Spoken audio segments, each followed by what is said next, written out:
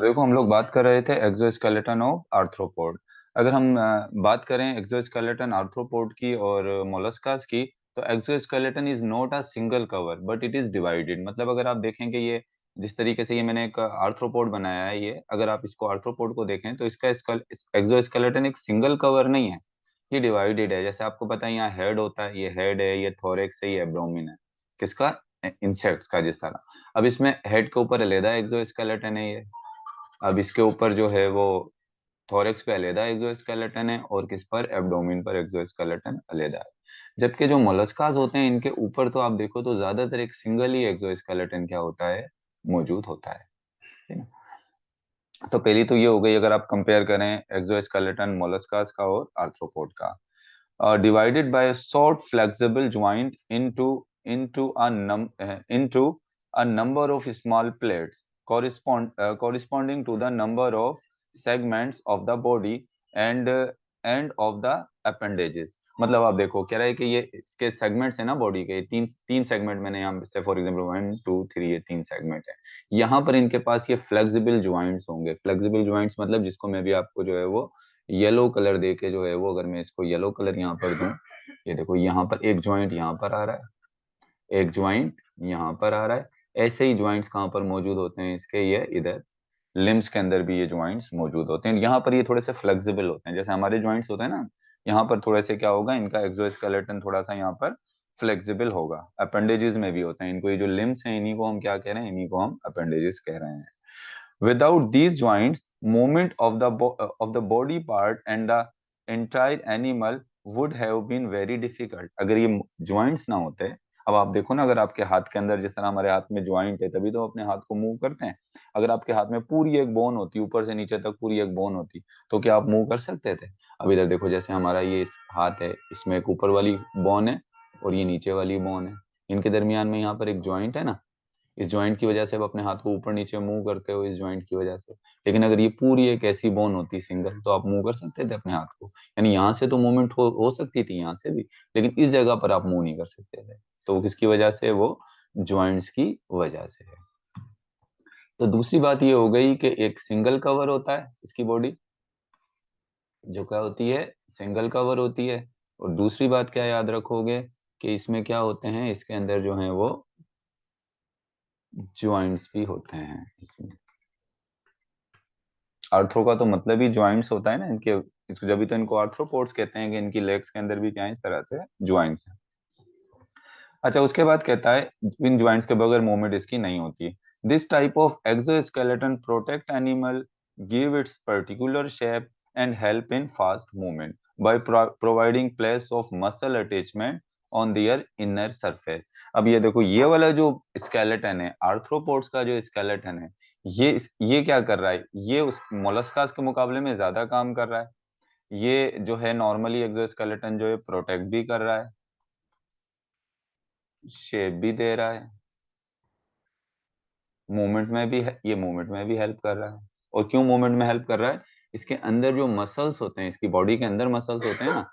अब मिसाल के तौर पे चलो मैं एक इसकी लेग बना देता हूँ, ये इसका एक अपेंडेजेस है, ये सही है, ये अपेंडेजेस है। ये इसका एक्सोस्केलेटन है, ये क्या है? ये एक्सोस्केलेटन है। और इसके यहाँ पर ज्वाइंट्स हैं। अब इसके नीचे की तरफ ये मसल जो है इसके एक्सोस्केलेटन के साथ अटैच होते हैं। ये जो अंदर मसल्स है ना, ये किसके साथ अटैच हैं? एक्सोस्केलेटन के साथ। और जब ये कॉन्ट्रैक्ट और रिलैक्स होते हैं तो इसकी बॉडी फिर क्या करती है? मूव करती है। सही है ना? इसका मतलब इसके जो एक्सोस्केलेटन है मसल्स की अटैचमेंट में भी हेल्प कर रहे हैं। अच्छा, कहता है an exoskeleton through much advantages do not have few disadvantages. इसके फ्यू डिसएडवांटेजेस नहीं है। और एक डिसएडवांटेज वो है जो सिर्फ मोलस्कास के अंदर है, कि उसकी मूवमेंट को स्लो कर देता है। लेकिन एक डिसएडवांटेज इसका ऐसा है, एक्सोस्केलेटन का एक डिसएडवांटेज ऐसा है जो दोनों में है। जो आर्थ्रोपोड में भी ये डिसएडवांटेज है, और ये डिसएडवांटेज मोलस्का में भी हो सकता है।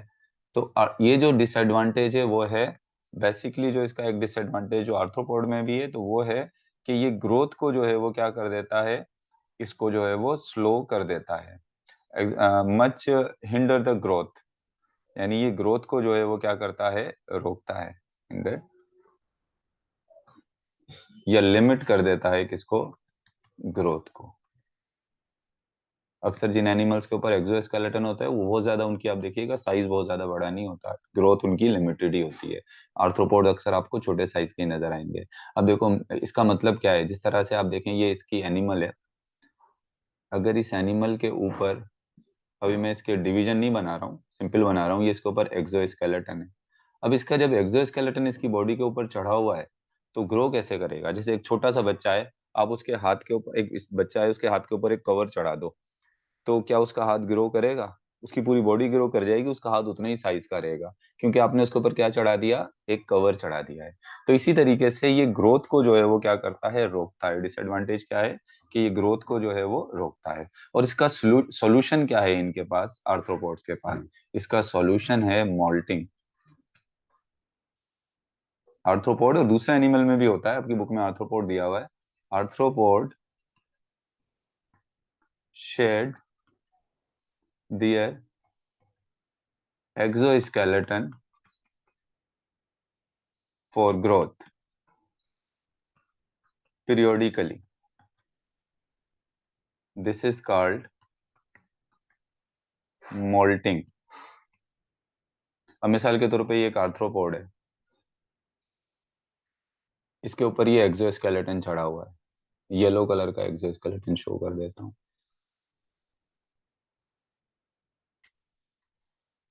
ये इसके ऊपर चढ़ा हुआ है, ये एक्सोस्केलेटन। अब क्या होता है, अब इस आर्थ्रोपोड को अपनी साइज को बढ़ाना है, इसके अंदर के जो मसल्स हैं इसको अपना साइज बड़ा करना है। अब साइज कैसे बड़ा करेगा? ये चारों तरफ तो एक्सोस्केलेटन चढ़ा हुआ है। जब इसको अपना साइज बड़ा करना होता है पीरियोडिकली, टाइम टू टाइम, जब भी इसको अपना साइज बड़ा करना होगा, तो ये पहले क्या करेगा?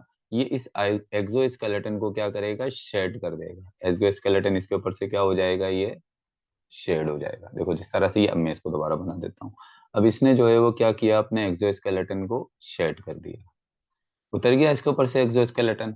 अब अपने साइज को थोड़ा बढ़ा लेगा, ये साइज को बढ़ा लिया। जब साइज को बढ़ा लेगा तो दोबारा एक नया एक्सोस्केलेटन अपने ऊपर चढ़ा लेगा।